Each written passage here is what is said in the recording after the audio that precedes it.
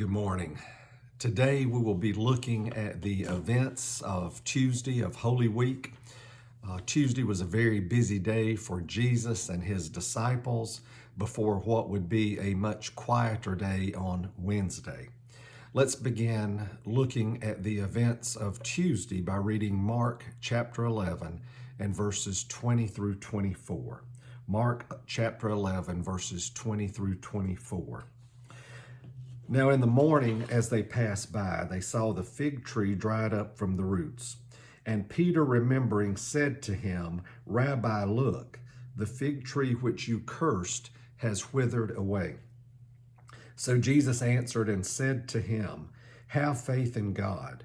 For assuredly I say to you, whoever says to this mountain, Be removed and cast into the sea, and does not doubt in his heart, but believes that those things he says will be done, he will have whatever he says.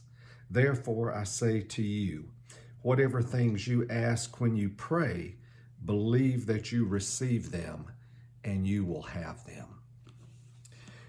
Well, the fig tree, which I certainly believe represents Israel, was now withered.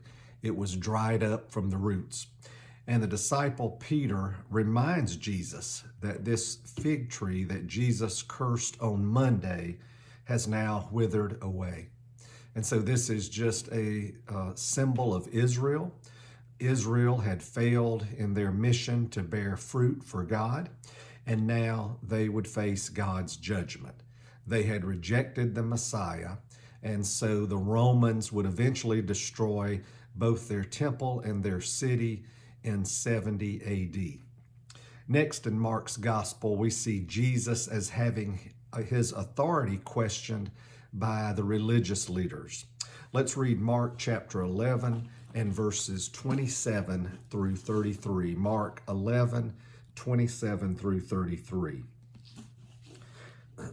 Then they came again to Jerusalem. This is Jesus and his disciples. And as he was walking in the temple, the chief priests, the scribes, and the elders came to him.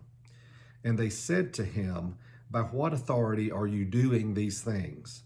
And who gave you this authority to do these things?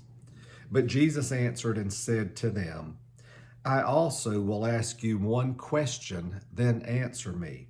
And I will tell you by what authority I am doing these things. The baptism of John, was it from heaven or from men? Answer me. And they reasoned among themselves, saying, If we say from heaven, he will say, Why then did you not believe him? But if we say from men, they feared the people, for all counted John to have been a prophet indeed. So they answered and said to Jesus, We do not know. And Jesus answered and said to them, Neither will I tell you by what authority I do these things. Well, the religious leaders were still very upset with Jesus for driving out the merchants and the money changers from the temple. And that is why they are asking him, By what authority are you doing these things?